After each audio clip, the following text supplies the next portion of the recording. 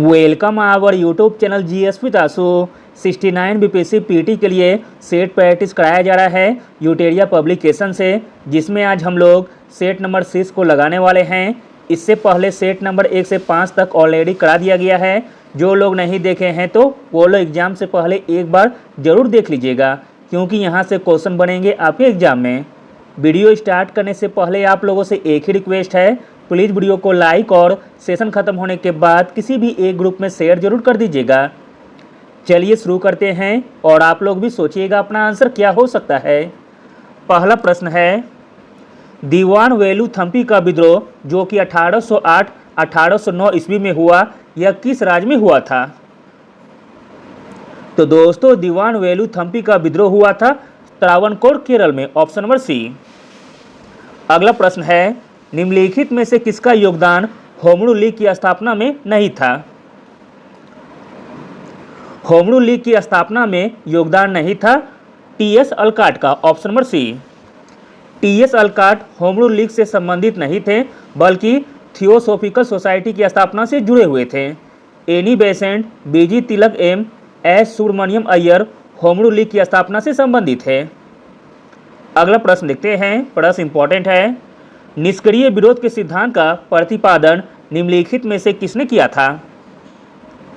निष्क्रिय विरोध के सिद्धांत का प्रतिपादन किया गया था अरविंद घोष के द्वारा, ऑप्शन नंबर ए। निष्क्रिय विरोध के सिद्धांत का प्रतिपादन अरविंद घोष ने अपनी पुस्तक वंदे मातरम में किया था। अगला प्रश्न है, मद्रास में वैश्य समाज की स्थापना किसने की थी? प्रश्न इंपॉर्टेंट है। मद्रास में वैश्य समाज की स्थापना की गई थी के श्री धरली नायडू के द्वारा, ऑप्शन नंबर सी। केशव चंद्र सेन के प्रयासों से वैश्य समाज की स्थापना मद्रास में के श्री धरली नायडू ने 1864 ईस्वी में की थी। अगला प्रश्न देखते हैं, प्रश्न इंपॉर्टेंट है। भारत में किस अधिनियम के माध्यम से पहली बार महिलाओं को भी मताधिकार प्रदान किया गया था? तो दोस्तों, वह अधिनियम था भारत सरकार अधिनियम 1919 का, ऑप्शन नंबर बी। प्रांतों में द्वैध शासन की शुरुआत इस अधिनियम की मुख्य विशेषता रही थी। अगला प्रश्न है, अगस्त प्रस्ताव किस वायसराय के द्वारा लाया गया था? आंसर है ऑप्शन नंबर सी, लॉर्ड लिंथिगो के द्वारा। अगस्त प्रस्ताव लाया गया था लॉर्ड लिंथिगो के द्वारा, ऑप्शन नंबर सी। अगला प्रश्न देखते हैं, आओ हम इस पुराने ब्रिज के खोखले तने पर प्रहार करें, शाखाएं तो स्वयं गिर जाएगी, हमारे प्रयत्नों से मराठा पताका कृष्णा नदी से अटक तक फहराने लगेगी। उपरोक्त कथन किस मराठा पेशवा का है? तो दोस्तों, यह कथन है बाजीराव प्रथम का, ऑप्शन नंबर बी। अगला प्रश्न देखते हैं, प्रश्न इंपॉर्टेंट है। सिखों के किस गुरु ने कृष्ण अवतार नामक ग्रंथ की रचना की थी? तो दोस्तों, वह सिख गुरु थे गुरु गोविंद सिंह, ऑप्शन नंबर ए। गुरु गोविंद सिंह ने कृष्ण अवतार नामक ग्रंथ की रचना की थी एवं उनकी आत्मकथा का नाम विचित्र नाटक है। गुरु गोविंद सिंह का जन्म बिहार के पटना में हुआ था। यह सिखों के 10वें एवं अंतिम गुरु थे। अगला प्रश्न देखते हैं, प्रश्न इंपॉर्टेंट है और कई बार पूछा गया है एग्जाम में। असहयोग आंदोलन की शुरुआत कब हुई थी? असहयोग आंदोलन की शुरुआत हुई थी 1 अगस्त 1920 को, ऑप्शन नंबर बी। असहयोग आंदोलन की शुरुआत 1 अगस्त 1920 को गांधी जी के द्वारा की गई थी। अगला प्रश्न है, निम्नलिखित में से किसने कैबिनेट मिशन की अध्यक्षता की थी? कैबिनेट मिशन की अध्यक्षता की गई थी पेंथिंग लॉरेंस के द्वारा, ऑप्शन नंबर बी। 24 मार्च 1946 को भारत सचिव लॉर्ड पेंथिंग लॉरेंस की अध्यक्षता में कैबिनेट मिशन भारत आया था। स्टॉफर्ड क्रिप्स तथा एबी अलेक्जेंडर इस मिशन के अन्य 2 सदस्य थे। अगला प्रश्न देखते हैं, फरवरी 1932 में किसने दीक्षांत समारोह में उपाधि ग्रहण करते समय बहुत नज़दीक से गवर्नर पर गोली चलाई थी? तो दोस्तों, वह थे बीना दास, ऑप्शन नंबर सी। 6 फरवरी 1932 ईस्वी को बीना दास ने कोलकाता विश्वविद्यालय के दीक्षांत समारोह में उपाधि ग्रहण करते समय बंगाल के गवर्नर सर स्टैनली जैक्सन को गोली मार दी, परंतु गवर्नर बच गया एवं बीना दास को 10 साल के कारावास का दंड मिला था। अगला प्रश्न है, प्रश्न इंपॉर्टेंट है। पटना लगान परिषद यानी कि बिहार लगान परिषद के प्रथम अध्यक्ष कौन थे? पटना लगान परिषद के अध्यक्ष थे James Alexander, option number C. Bihar में 1770 ईस्वी में भीषण अकाल पड़ा। इस वर्ष पटना लगान परिषद का गठन किया गया तथा सर्वप्रथम जेम्स अलेक्जेंडर को इसका अध्यक्ष नियुक्त किया गया था। अगला प्रश्न देखते हैं, प्रश्न इंपॉर्टेंट है। देवघर जिले के रोहिणी नामक ग्राम में स्थित देशीय स्थल सेना के किस रेजिमेंट ने विद्रोह किया था? तो दोस्तों वह रेजिमेंट थी 32वीं regiment, option number B. Deoghar जिले के रोहिणी नामक ग्राम में स्थित देशीय स्थल सेना की 32वीं रेजिमेंट ने विद्रोह किया था। विद्रोह के पश्चात इस रेजिमेंट का मुख्यालय रोहिणी से हटाकर बिहार के भागलपुर में स्थानांतरित कर दिया गया था। अगला प्रश्न देखते हैं, प्रश्न इंपॉर्टेंट है और कई बार पूछा गया है एग्जाम में। बिहार स्टूडेंट कॉन्फ्रेंस की स्थापना किस वर्ष हुई थी? बिहार स्टूडेंट्स कॉन्फ्रेंस की स्थापना हुई थी वर्ष 1906 ईस्वी में, ऑप्शन नंबर सी। स्वदेशी आंदोलन के आदर्शों से प्रभावित होकर बिहारी स्टूडेंट कॉन्फ्रेंस की स्थापना 1906 में की गई थी। बिहार में राष्ट्रवाद के विकास में इस संगठन की प्रभावी भूमिका रही थी। अगला प्रश्न देखते हैं, 1929 के कांग्रेस के लाहौर अधिवेशन में कौन सा प्रस्ताव पास किए गए थे? आंसर है ऑप्शन नंबर सी, पूर्ण स्वराज की प्राप्ति। 1929 ईस्वी में कांग्रेस के लाहौर अधिवेशन की अध्यक्षता जवाहरलाल नेहरू ने किया था।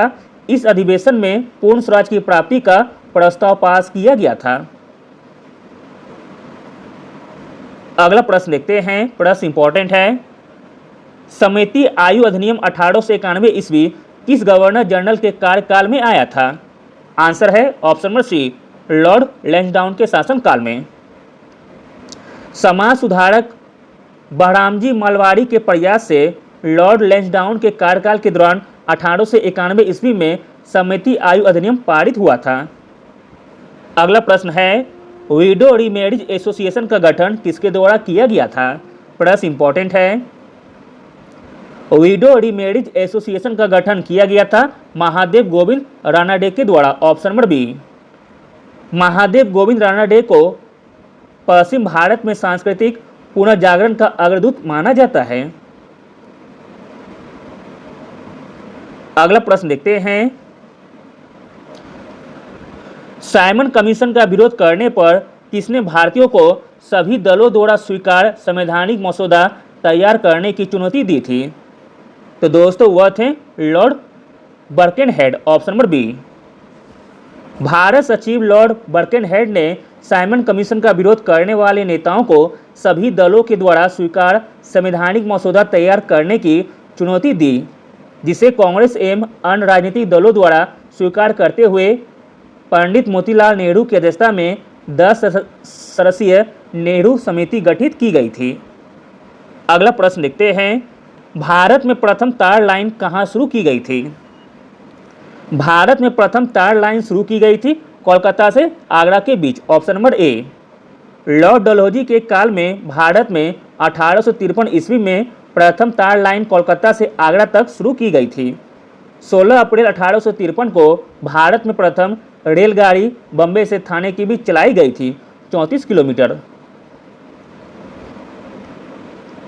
अगला प्रश्न देखते हैं, किस भारतीय इतिहासकार ने बंगाल में 1765 से 1772 ईस्वी के मध्य के कालखंड को डाकू राज की उपमा दी थी? बंगाल के 1765 से 1772 ईस्वी के मध्य के काल को डाकू राज की उपमा दी गई थी के.एम. पनिक्कर के द्वारा, ऑप्शन नंबर बी। अगला प्रश्न है, निम्नलिखित में से किसने सर्वप्रथम सांकेतिक मुद्रा का प्रचलन किया था? आंसर है ऑप्शन नंबर ए, मोहम्मद बिन तुगलक ने। अगला प्रश्न देखते हैं, किस मध्यकालीन शासक ने जब्ती प्रणाली को लागू किया था? तो दोस्तों वह मध्यकालीन शासक थे अकबर, ऑप्शन नंबर सी। अगला प्रश्न है, बाबर ने अपनी आत्मकथा बाबरनामा में किसे समकालीन भारत का सबसे शक्तिशाली शासक कहा था? आंसर है ऑप्शन नंबर सी, कृष्णदेव राय को। अगला प्रश्न है, विजयनगर साम्राज्य में 58वें यानी कि अस्थवन या अथवन विभाग का संबंध निम्नलिखित में से किसे था? प्रश्न इंपॉर्टेंट है। विजयनगर साम्राज्य में अठावने या अथवन विभाग का संबंध था राजस्व विभाग से। Option number B. अगला प्रश्न देखते हैं, किस मध्यकालीन शासक ने अपने शासनकाल में पटना में एक दुर्ग का निर्माण कराया तथा इस नगर को पुनः बिहार की राजधानी बनाया था? तो दोस्तों वह मध्यकालीन शासक थे Sher Shah Suri. Option number B. अगला प्रश्न है, अलाउद्दीन खिलजी के किस प्रसिद्ध सेनापति की मृत्यु मंगोलों से लड़ते हुए हो गई थी? आंसर है ऑप्शन नंबर सी, जफर खां का। अलाउद्दीन का प्रसिद्ध सेनापति जफर खां मंगोलों के विरुद्ध लड़ता हुआ मारा गया था, जो अपने समय का श्रेष्ठ एवं साहसी सेनापति था।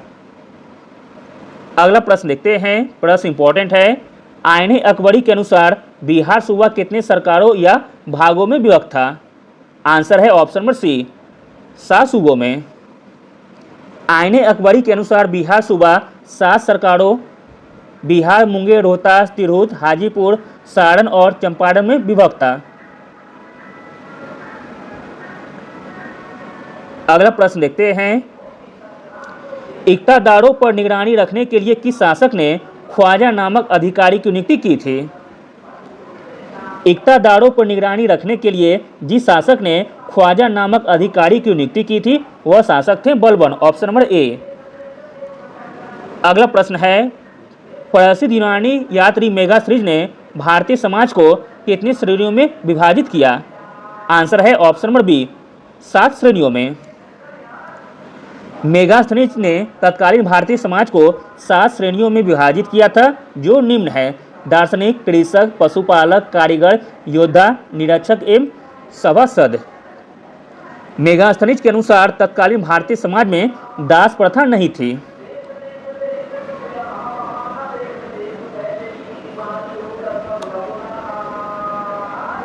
अगला प्रश्न देखते हैं, प्रश्न नंबर 30, हेनसांग की भारत यात्रा के दौरान सूती वस्त्रों के उत्पादन के लिए कौन सा नगर सबसे प्रसिद्ध था? प्रश्न इंपॉर्टेंट है।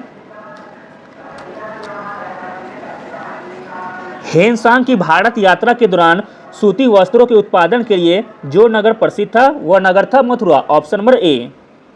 उसके अनुसार मथुरा उस समय सूती वस्त्रों के लिए, जबकि वाराणसी रेशमी वस्त्रों के लिए प्रसिद्ध था। अगला प्रश्न है, इनमें से कौन कनिष्क के दरबार से संबंधित नहीं था?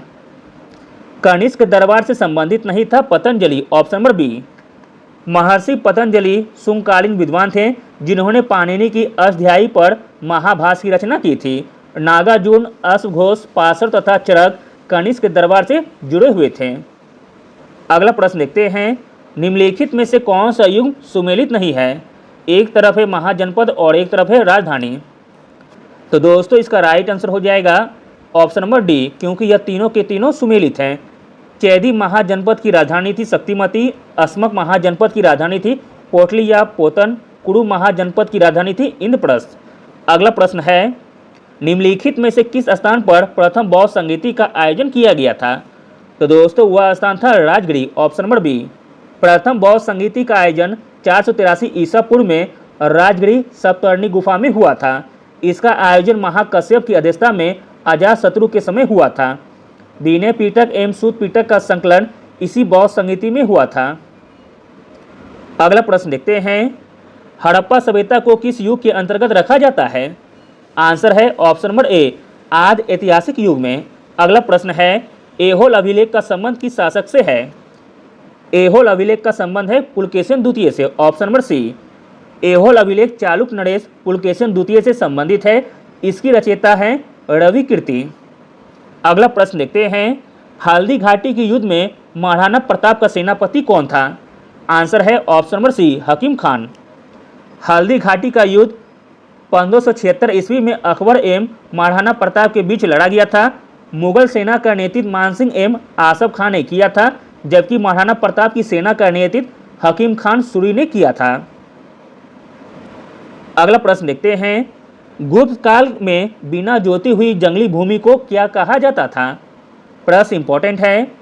गुप्त काल में बिना जोती हुई जंगली भूमि को कहा जाता था अपरहत। ऑप्शन नंबर सी। गुप्त काल में बिना जोती हुई जंगली भूमि को कहा जाता था अपरहत, जबकि खेती के लिए उपयुक्त भूमि को क्षेत्र कहा जाता था। वास करने योग्य भूमि को वास्तु कहा जाता था। जो भूमि जोती नहीं जाती थी उसे कहा जाता था खील, बिना जोती गई जंगली भूमि को कहा जाता था अपरहत।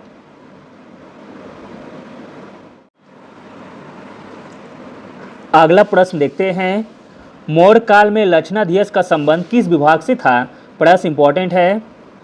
मौर्य काल में लक्षणाध्यक्ष का संबंध था मुद्रा एवं टकसाल का अध्यक्ष से। ऑप्शन नंबर सी। लक्षणाध्यक्ष जो कि मुद्रा एवं टकसाल का अध्यक्ष से संबंधित था। नवाध्यक्ष नौसेना का अध्यक्ष से संबंधित था। अकड़ाध्यक्ष खानों का अध्यक्ष से संबंधित था।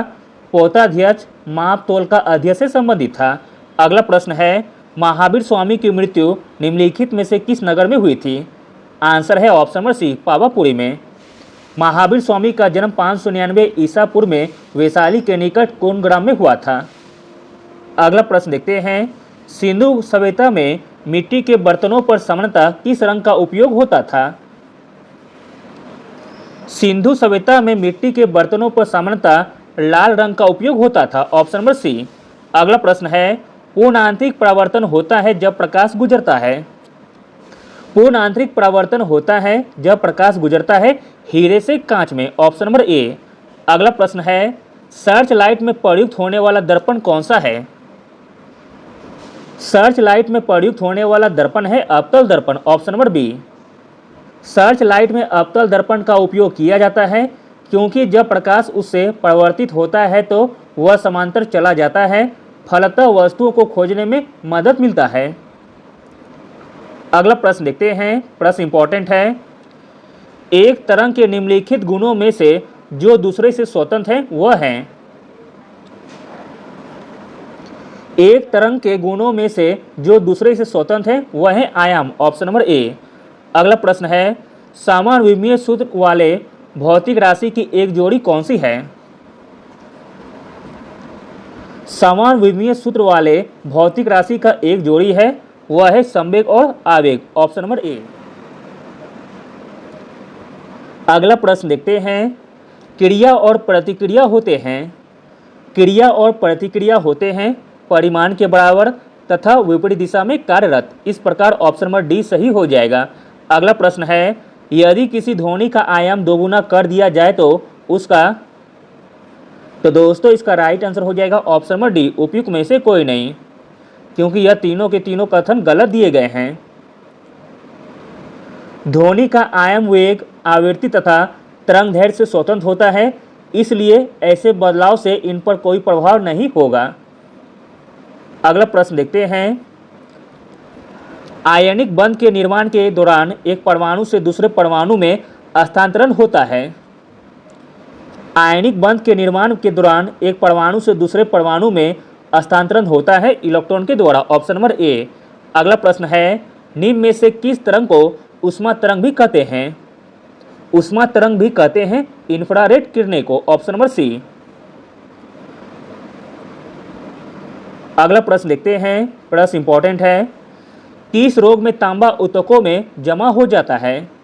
तो दोस्तों वह रोग है विल्सन रोग। ऑप्शन नंबर ए। विल्सन रोग में तांबा ऊतकों में जमा हो जाता है। विल्सन रोग तांबे के असंतुलन से संबंधित एक दुर्लभ रोग है जो यकृत, मस्तिष्क और अन्य ऊतकों में तांबा धातु के अत्यधिक जमाव के कारण होता है। अगला प्रश्न है, ध्वनि की प्रबलता किसके द्वारा निर्धारित की जाती है? आंसर है ऑप्शन नंबर ए, कंपन का आयाम से। अगला प्रश्न देखते हैं, हाइपोमेट्रोपिया के मामले में सुधार के लिए किस लेंस का उपयोग किया जाता है? आंसर है ऑप्शन नंबर ए, उत्तल लेंस का। हाइपोमेट्रोपिया से दूर की वस्तु का प्रतिबिंब रेटिना पर जबकि निकट की वस्तु का प्रतिबिंब रेटिना के पीछे बनता है, फलतः निकट की वस्तु स्पष्ट रूप से दिखाई नहीं पड़ती। इसके सुधार हेतु उत्तल लेंस का उपयोग किया जाता है। अगला प्रश्न है, मिट्टी की अम्लता को नियंत्रित करने के लिए किसान किसका उपयोग करते हैं? मिट्टी की अम्लता को नियंत्रित करने के लिए किसान उपयोग करते हैं चूना पत्थर का प्रयोग। Option number D. अगला प्रश्न है, अम्लीय वर्षा यानी कि एसिड रेन का पीएच मान लगभग होता है। अम्लीय वर्षा का पीएच मान लगभग होता है 5 से 6 के बीच। अगला प्रश्न देखते हैं, निम्नलिखित में से कौन सबसे कमजोर बंध है? इसमें सबसे कमजोर बंध हो जाएगा वांडर वाल्स बल्ब, ऑप्शन नंबर डी। अगला प्रश्न है थर्मोकोल बनाने में किसका प्रयोग होता है? थर्मोकोल बनाने में प्रयोग होता है पॉलीस्टाइरीन का, ऑप्शन नंबर ए।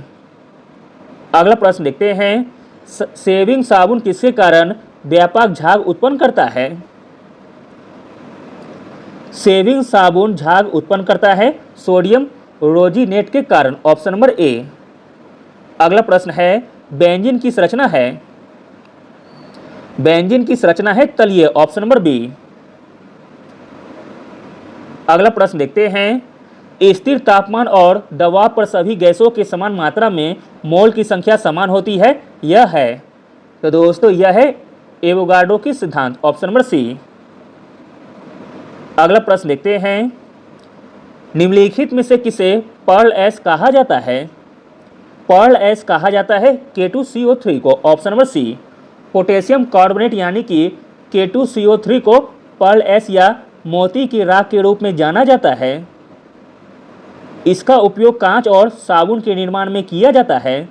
अगला प्रश्न है HIV संक्रमण का पता लगाया जा सकता है? आंसर है option number A, ELISA test से। अगला प्रश्न देखते हैं उत्परिवर्तन की क्रियात्मक इकाई क्या है? उत्परिवर्तन की क्रियात्मक इकाई है न्यूट्रॉन, ऑप्शन नंबर बी। अगला प्रश्न है सीखने से संबंधित क्रिया मानव मस्तिष्क के किस भाग से संबंधित है? सीखने से संबंधित क्रिया मानव मस्तिष्क के सेरेब्रम भाग से संबंधित है, ऑप्शन नंबर सी। अगला प्रश्न है आंख के सबसे बाहरी भाग को कहते हैं? आंख के सबसे बाहरी भाग को कहते हैं कॉर्निया, ऑप्शन नंबर ए। कॉर्निया आंख का सबसे बाहरी भाग है, यह आइरिस के सामने स्थित होता है। अगला प्रश्न देखते हैं फूल का कौन सा भाग विकसित होकर फल बनता है? तो दोस्तों वह भाग है अंडाशय, ऑप्शन नंबर सी। अगला प्रश्न है मेंडल ने अपने प्रयोगों के लिए मटर के पौधे को चुना क्योंकि? मेंडल ने अपने प्रयोगों के लिए मटर के पौधों को चुना क्योंकि मटर के पौधे का उत्पादन कम समय में होता है तथा मटर के पौधों को स्व निषेचित किया जा सकता है तथा मटर के पौधे बगीचे में आसानी से उगाए जा सकते हैं। इस प्रकार ऑप्शन नंबर डी सही हो जाएगा, उपयुक्त में से एक से अधिक। अगला प्रश्न देखते हैं, प्रश्न इंपॉर्टेंट है पुनर्जनन की शक्ति सबसे कम होता है? पुनर्जनन की शक्ति सबसे कम होता है मस्तिष्क की कोशिकाओं में, ऑप्शन नंबर ए। अगला प्रश्न है सिनेप्सिस अर्धसूत्री विभाजन की किस अवस्था में होता है? आंसर है ऑप्शन नंबर ए, जाइगोटिन अवस्था में। सिनेप्सिस अर्धसूत्री विभाजन जाइगोटिन अवस्था में होता है, ऑप्शन नंबर सी। अगला प्रश्न है पत्ती का मुख्य कार्य है? पत्ती का मुख्य कार्य है प्रकाश संश्लेषण करना, ऑप्शन नंबर बी। पत्ती का मुख्य कार्य प्रकाश संश्लेषण है। पत्तियों में एक वर्णक क्लोरोफिल होता है जो प्रकाश ऊर्जा को रासायनिक ऊर्जा में बदलता है। अगला प्रश्न देखते हैं, प्रश्न इंपॉर्टेंट है मलेरिया रोग से शरीर का कौन सा अंग प्रभावित होता है? आंसर है ऑप्शन नंबर ए, पीलिया भाग। अगला प्रश्न है निम्नलिखित में से कौन सा अनुच्छेद राज्यों की विधानसभाओं में एंग्लो इंडियन समुदाय के प्रतिनिधित्व से संबंधित है? तो दोस्तों वह अनुच्छेद है अनुच्छेद 333। अनुच्छेद 333 राज्यों की विधानसभाओं में एंग्लो इंडियन समुदाय के प्रतिनिधित्व से संबंधित है। अब लेकिन अनुच्छेद 333 को हटा दिया गया है विधानसभा में एंग्लो इंडियन से। नोट में है 104वें संविधान संशोधन अधिनियम के द्वारा लोकसभा और राज्यसभा विधानसभाओं में एंग्लो इंडियन समुदाय के लिए आवंटित सीटों को समाप्त कर दिया गया है। अगला प्रश्न देखते हैं जनहित याचिका यानी कि PIL कहाँ दायर की जा सकती है? जनहित याचिका दायर की जा सकती है उच्च न्यायालय और सर्वोच्च न्यायालय दोनों में। अगला प्रश्न है भारतीय संविधान के किस अनुच्छेद के तहत अंतर्राष्ट्रीय समझौतों को प्रभावी बनाने के लिए संसद संपूर्ण भारतीय क्षेत्र या इसके किसी भाग के लिए कानून बना सकती है? प्रश्न इंपॉर्टेंट है। तो दोस्तों वह अनुच्छेद है अनुच्छेद 253, ऑप्शन नंबर डी। भारतीय संविधान का अनुच्छेद 253 संसद को राजसूची विषय पर कानून बनाने की शक्ति देता है। अनुच्छेद 253 संसद को भारत के क्षेत्र के पूरे या किसी के हिस्से के लिए कोई भी कानून बनाने की शक्ति देता है। अगला प्रश्न देखते हैं भारत का संविधान किस प्रकार की शासन प्रणाली प्रदान करता है? आंसर हो जाएगा ऑप्शन नंबर सी, संसदीय। भारत का संविधान संसदीय प्रकार की शासन प्रणाली प्रदान करता है। शासन प्रणाली मुख्यतः दो प्रकार की होती है। पहला है संसदीय शासन प्रणाली, दूसरा है राष्ट्रपति शासन प्रणाली। अगला प्रश्न देखते हैं, केंद्र राज्य का संबंध का उल्लेख निम्नलिखित में से किस अनुच्छेद में है? किस अनुसूची में है? तो दोस्तों वह अनुसूची है 7वीं अनुसूची, ऑप्शन नंबर ए। भारतीय संविधान के अनुच्छेद 246 के अनुसार केंद्र और राज्यों के बीच संबंधों में सभी प्रावधान भारतीय संविधान की 7वीं अनुसूची में है। संघ सूची में 100 विषय हैं, राज्य सूची में 66 विषय हैं, जबकि समवर्ती सूची में 47 विषय हैं। अगला प्रश्न देखते हैं, प्रश्न नंबर 75, संवैधानिक उपचार का अधिकार किसके अंतर्गत आता है? संवैधानिक उपचार का अधिकार आता है मौलिक अधिकार के अंतर्गत, ऑप्शन नंबर ए। भारतीय संविधान के भाग 3 के अंतर्गत अनुच्छेद 12 से 35 के मध्य मौलिक अधिकारों का वर्णन किया गया है। इसमें अनुच्छेद 32 के तहत संवैधानिक उपचारों के अधिकार का वर्णन है। इसके तहत मौलिक अधिकार के हनन की स्थिति में व्यक्ति सुप्रीम कोर्ट जा सकता है। अगला प्रश्न है, भारत में राष्ट्रपति का चुनाव किया जाता है? आंसर हो जाएगा ऑप्शन नंबर डी, उपयुक्त में से कोई नहीं, क्योंकि यह तीनों के तीनों गलत दिए गए हैं। भारत में राष्ट्रपति का निर्वाचन जनता द्वारा प्रत्यक्ष रूप से नहीं होती है, बल्कि अप्रत्यक्ष रूप से एक निर्वाचक मंडल के द्वारा किया जाता है। इसके निर्वाचन में लोकसभा, राज्यसभा तथा राज्य विधानसभा के प्रतिनिधि भाग लेते हैं। राष्ट्रपति चुनाव के निर्वाचक मंडल में लोकसभा, राज्यसभा और विभिन्न राज्यों के निर्वाचित सदस्य चयनित होते हैं। वर्तमान में पहली आदिवासी महिला राष्ट्रपति द्रौपदी मुर्मू हैं। अगला प्रश्न देखते हैं, भारत में मतदान की आयु 21 वर्ष से घटाकर 18 वर्ष कब कर दिया गया था? आंसर है ऑप्शन नंबर बी, 1989 ईस्वी में। 61वां संविधान संशोधन अधिनियम 1989 के द्वारा मतदाता की आयु सीमा 21 वर्ष से घटाकर 18 वर्ष कर दिया गया था। अगला प्रश्न है, राज्य का प्रथम विधि अधिकारी कौन होता है? राज्य का प्रथम विधि अधिकारी होता है महाधिवक्ता, ऑप्शन नंबर बी। अनुच्छेद 165 के तहत राज्यों में महाधिवक्ता की व्यवस्था है। यह राज्य का सर्वोच्च कानूनी अधिकारी होता है। इसकी नियुक्ति राज्यपाल के द्वारा की जाती है। अगला प्रश्न देखते हैं, निम्नलिखित में से कौन सी समिति अस्थायी समिति नहीं है? अस्थायी समिति नहीं है वह है सलाहकार समिति, ऑप्शन नंबर डी। संसदीय समिति में लोक लेखा समिति, प्राक्कलन समिति, सार्वजनिक उद्यम समिति अस्थायी समिति है, जबकि सलाहकार समिति अस्थायी समिति नहीं है। अगला प्रश्न है, भारत में उच्चतम न्यायालय का गठन कब किया गया था? आंसर है ऑप्शन नंबर बी, 26 जनवरी 1950 को। अगला प्रश्न देखते हैं, न्यायिक सक्रियता की अवधारणा पहली बार किस देश में अपनाई गई थी? न्यायिक सक्रियता की अवधारणा पहली बार अपनाई गई थी अमेरिका में, ऑप्शन नंबर सी। अगला प्रश्न देखते हैं, संविधान के किस भाग में आपात उपबंधों का उल्लेख है? तो दोस्तों वह भाग है भाग 18, ऑप्शन नंबर ए। हमारे संविधान के भाग 18 में अनुच्छेद 352 से 360 तक आपातकालीन प्रावधान दिए गए हैं।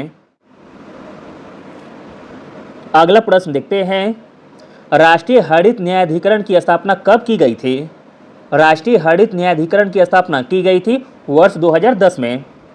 राष्ट्रीय हरित न्यायाधिकरण की स्थापना वर्ष 2010 में की गई।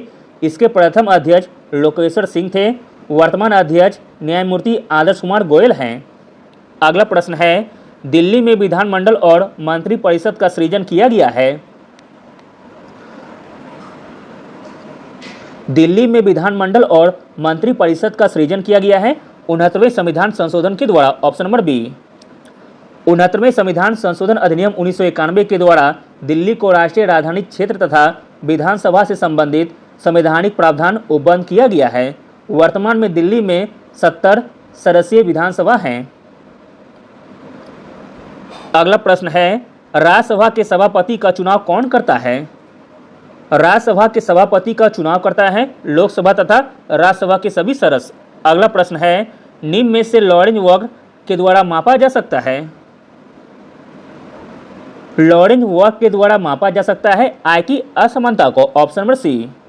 अगला प्रश्न है, किस पंचवर्षीय योजना के तहत कृषि में नकारात्मक वृद्धि दर्ज की गई थी? तो दोस्तों वह पंचवर्षीय योजना थी तीसरी पंचवर्षीय योजना, ऑप्शन नंबर ए। तीसरी पंचवर्षीय योजना में कृषि में नकारात्मक वृद्धि दर्ज की गई थी। वर्ष 1961 से 65 के दौरान कृषि की वृद्धि दर -1% दर्ज की गई थी। अगला प्रश्न है, दूसरी पंचवर्षीय योजना निम्नलिखित में से किस मॉडल पर आधारित थी? आंसर है ऑप्शन नंबर सी, पीसी महालोविस के मॉडल पर, ऑप्शन नंबर सी। दूसरी पंचवर्षीय योजना का कार्यकाल 1956 से 1961 तक था। अगला प्रश्न देखते हैं,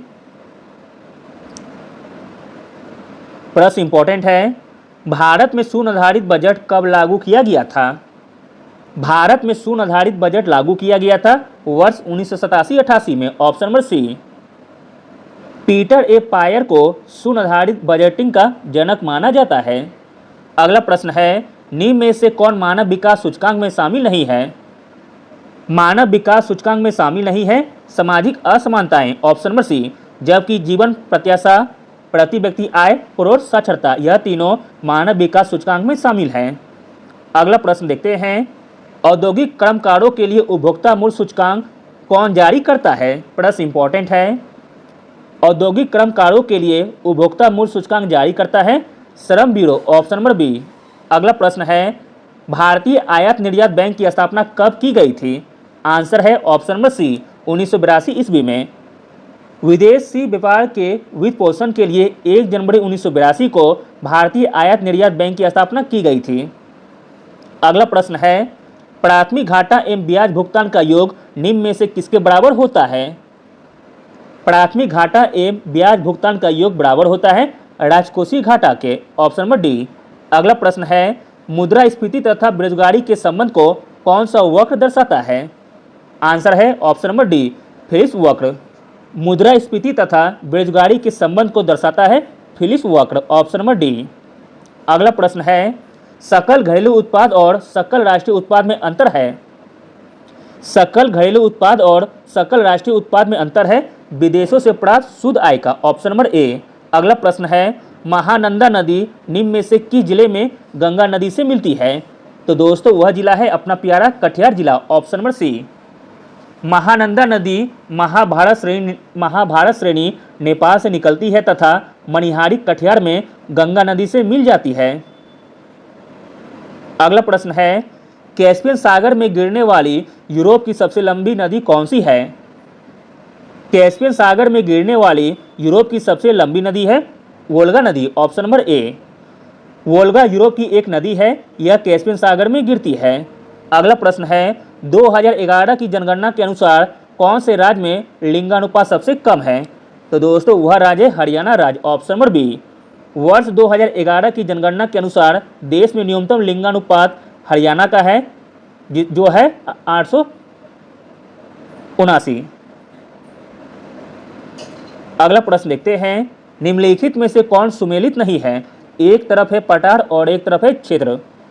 तो दोस्तों जो सुमेलित नहीं है वह है ऑप्शन नंबर डी, दंडकारण्य का पठार महाराष्ट्र एवं कर्नाटक, जो कि गलत दिया गया है। दंडकारण्य का पठार छत्तीसगढ़, ओडिशा एवं आंध्र प्रदेश राज्यों के हिस्से शामिल हैं। बाकी तीनों सुमेलित दिए गए हैं। बुंदेलखंड का पठार उत्तर प्रदेश और मध्य प्रदेश के बीच है। मालवा का पठार गुजरात, मध्य प्रदेश तथा राजस्थान में सम्मिलित है। छोटा नागपुर का पठार झारखंड, पश्चिम बंगाल एवं बिहार में सम्मिलित है। अगला प्रश्न देखते हैं, निम्नलिखित में से कौन सा सही सुमेलित नहीं है? जो सही सुमेलित नहीं है वह है ऑप्शन नंबर सी, आमू नदी। यह चीन व मंगोलिया के मध्य सीमा बनाती है, जो कि गलत दिया गया है। आमू नदी सुदूर पूर्वी रूस और पूर्वोत्तर चीन के बीच सीमा बनाती है, न कि मंगोलिया के बीच। बाकी दोनों सही दिए गए हैं। जायरे नदी यह विषुवत रेखा को 2 बार काटती है। लिम्पोपो नदी यह मकर रेखा को 2 बार काटती है। अगला प्रश्न है, कौन सा गैस वायुमंडल में सर्वाधिक मात्रा में पाया जाता है आयतन के अनुसार परसेंट में? तो दोस्तों इसका राइट आंसर हो जाएगा ऑप्शन के अनुसार argon, option number C. Argon का परसेंट जो कि 0.93% है और सर्वाधिक पाया जाता है नाइट्रोजन, जिसका परसेंट है 78%। अगला प्रश्न देखते हैं, निम्नलिखित में से कौन सा प्रशांत महासागर की ठंडी जलधारा है? प्रशांत महासागर की ठंडी जलधारा है कैलिफोर्निया धारा, ऑप्शन नंबर ए। गर्म जलधारा के उदाहरण है एल नीनो, सुसीमा धारा, अलास्का धारा, क्यूरियो धारा, उत्तर विषुवतीय रेखा धारा, उत्तरी प्रशांत धारा तथा पूर्वी ऑस्ट्रेलियाई धारा। ठंडी जलधारा के उदाहरण है हम्बोल्ट, पेरू, कैलिफोर्निया धारा, क्यूराइल धारा, ओखाटक्स धारा इत्यादि। अगला प्रश्न है, भारत और अफगानिस्तान के बीच निम्न में से कौन सी रेखा थी? आंसर है ऑप्शन नंबर बी, डूरन रेखा। अगला प्रश्न देखते हैं, प्रश्न इंपॉर्टेंट है, सान पठार निम्नलिखित में से किस देश में स्थित है? तो दोस्तों सान पठार स्थित है म्यांमार में। सान पठार म्यांमार में है, छोटा नागपुर का पठार भारत में है, अबिसिनिया का पठार इथोपिया में है तथा ओजार का पठार यूएसए में है। अगला प्रश्न है, रावी नदी का उद्गम निम्नलिखित में से किस दर्रे से होती है? आंसर है ऑप्शन नंबर सी, रोहतांग दर्रे से। रावी नदी उत्तर भारत में बहने वाली एक नदी है। रावी नदी हिमाचल प्रदेश के कांगड़ा जिले में रोहतांग दर्रे से निकलकर हिमाचल प्रदेश, जम्मू कश्मीर तथा पंजाब होते हुए पाकिस्तान में बहती हुई झांग जिले पाकिस्तान की सीमा पर चिनाब नदी में मिल जाती है। रावी नदी पर थिन बांध बना है। रावी नदी को लोह नदी के नाम से भी जाना जाता है। अगला प्रश्न देखते हैं, प्रश्न इंपॉर्टेंट है, विश्व की सबसे लंबी नदी क्रूज गंगा बिलास कहां से कहां तक चलाई गई? आंसर है ऑप्शन नंबर सी, वाराणसी से डिब्रूगढ़ तक। अगला प्रश्न है, कट्टर इस्लामी संगठन पीपुल फ्रंट ऑफ इंडिया के खिलाफ देश में हिंसा को रोकने के लिए नेशनल इन्वेस्टिगेशन एजेंसी यानी कि NIA के द्वारा किस ऑपरेशन की शुरुआत की गई है? तो दोस्तों वह ऑपरेशन का नाम है operation Octopus, option number B. अगला प्रश्न देखते हैं, इंटरनेशनल बिग कैट अलायंस का संबंध में निम्नलिखित में से कौन सा कथन सही नहीं है?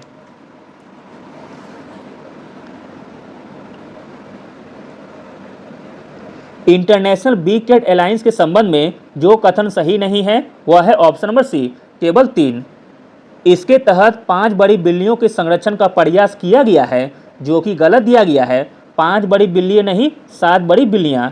इसके तहत 7 बड़ी बिल्लियों का संरक्षण का प्रयास किया गया है।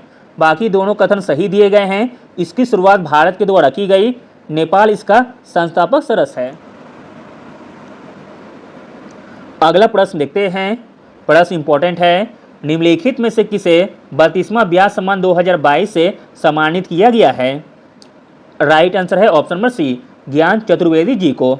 हिंदी के प्रसिद्ध लेखक ज्ञान चतुर्वेदी को उनके उपन्यास पागल खाना के लिए 32वां व्यास सम्मान 2022 से सम्मानित किया गया है, जबकि शिव शंकरी को उनकी कृति सूर्यवंशम के लिए 32वां सरस्वती सम्मान 2022 से सम्मानित किया गया है। अगला प्रश्न देखते हैं, वर्ष 2024 में 27वां चौगन सम्मेलन कहाँ आयोजित किया जाएगा? आंसर है ऑप्शन नंबर सी, समोआ में। अगला प्रश्न देखते हैं, अंतर्राष्ट्रीय क्रिकेट में सबसे तेज 25,000 रन बनाने वाले दुनिया के पहले खिलाड़ी कौन बन गए हैं? राइट आंसर है ऑप्शन नंबर ए, विराट कोहली। अगला प्रश्न है, वर्ष 2026 में 23वां राष्ट्रमंडल खेल कहाँ आयोजित किया जाएगा? आंसर है ऑप्शन नंबर बी, ऑस्ट्रेलिया में। अगला प्रश्न देखते हैं, जनवरी 2023 में शंघाई सहयोग संगठन फिल्म महोत्सव का आयोजन कहाँ किया गया? जनवरी 2023 में शंघाई सहयोग संगठन फिल्म महोत्सव का आयोजन किया गया मुंबई में, ऑप्शन नंबर ए। अगला प्रश्न है, निम्नलिखित में से किसे राजा राममोहन राय पुरस्कार 2023 से सम्मानित किया गया है? मोस्ट इंपॉर्टेंट प्रश्न है, राजा राममोहन राय पुरस्कार 2023 से सम्मानित किया गया है AB प्रसाद जी को, ऑप्शन नंबर बी।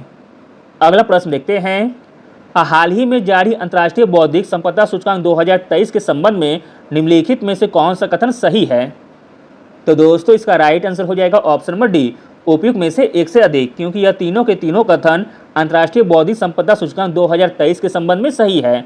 इसमें अमेरिका को प्रथम स्थान प्राप्त हुआ, भारत 42वें स्थान पर रहा, 2022 में भारत 43वें स्थान पर था। अगला प्रश्न देखते हैं, वर्ष 2023 में पंडित विभूषण पुरस्कार प्राप्तकर्ताओं में निम्नलिखित में से कौन शामिल नहीं है? जो शामिल नहीं है वह है option number C, Shri Kumar Mangalam Birla. वर्ष 2023 के लिए राष्ट्रपति ने 106 पद्म पुरस्कार प्रदान करने की मंजूरी दी। सूची में 6 पद्म विभूषण, 9 पद्म भूषण और 91 पद्मश्री पुरस्कार शामिल हैं। अगला प्रश्न है, किस मंत्रालय के द्वारा जनवरी 2023 में नई दिल्ली में भारत पर्व 2023 का आयोजन किया गया? तो दोस्तों वह मंत्रालय है पर्यटन मंत्रालय, ऑप्शन नंबर ए। पर्यटन मंत्रालय के द्वारा जनवरी 2023 में नई दिल्ली में भारत पर्व 2023 का आयोजन किया गया।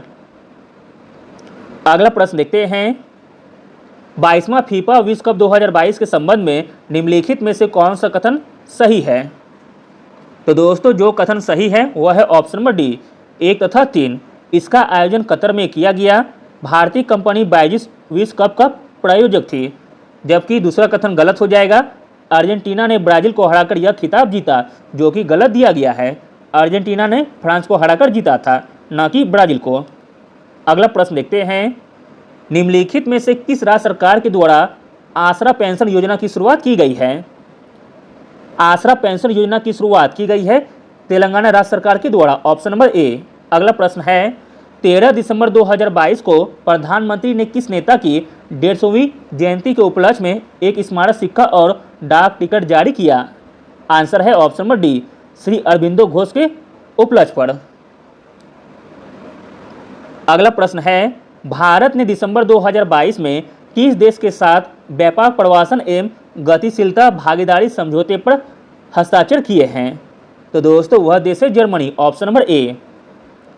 अगला प्रश्न देखते हैं, मुंबई ट्रांस हार्बर लिंक से संबंधित निम्नलिखित में से कौन सा कथन गलत है? मुंबई ट्रांस हार्बर लिंक से संबंधित जो कथन गलत हो जाएगा वह है ऑप्शन नंबर डी, उपयुक्त में से कोई नहीं, क्योंकि यह तीनों के तीनों कथन सही दिए गए हैं मुंबई ट्रांस हार्बर लिंक के बारे में। यह भारत का सबसे लंबी समुद्री पुल है। यह पुल 21.8 किलोमीटर लंबी है। यह पुल सेबड़ी को नहवा से जोड़ता है। अगला प्रश्न देखते हैं, केंद्रीय गृह और सहकारिता मंत्री अमित शाह ने हाल ही में जनगणना भवन का उद्घाटन किया। इसका निर्माण कहाँ किया गया है? आंसर है ऑप्शन नंबर बी, नई दिल्ली में। अगला प्रश्न देखते हैं, हाल ही में कौन सा राज्य स्वास्थ्य का अधिकार देने वाला भारत का पहला राज्य बन गया है? मोस्ट इंपॉर्टेंट प्रश्न है। स्वास्थ्य का अधिकार देने वाला भारत का पहला राज्य बन गया है राजस्थान, ऑप्शन नंबर सी। अगला प्रश्न देखते हैं, भारत का कौन सा राज्य गर्मियों में पानी की कमी से निपटने के लिए जल बजट अपनाने वाला पहला राज्य बन गया है? आंसर है ऑप्शन नंबर सी, केरल। अगला प्रश्न देखते हैं, भारतीय नौसेना के प्रोजेक्ट 15B श्रेणी के तहत तैयार किया गया रडार से बचने में सक्षम तीसरे स्वदेशी विध्वंसक युद्धपोत डैश का समुद्री परीक्षण अप्रैल 2023 में किया गया।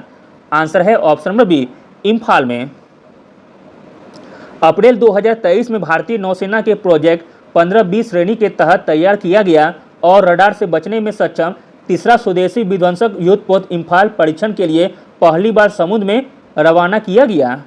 अगला प्रश्न देखते हैं, प्रश्न इंपॉर्टेंट है, वर्ष 2023 में किस भारतीय शहर को एशिया की पहली सांस्कृतिक राजधानी के रूप में नामित किया गया है? आंसर है ऑप्शन नंबर बी, वाराणसी को। अगला प्रश्न है, किस मंत्रालय के द्वारा 75/25 पहल की शुरुआत की गई है? तो दोस्तों वह मंत्रालय का नाम है स्वास्थ्य मंत्रालय, ऑप्शन नंबर सी।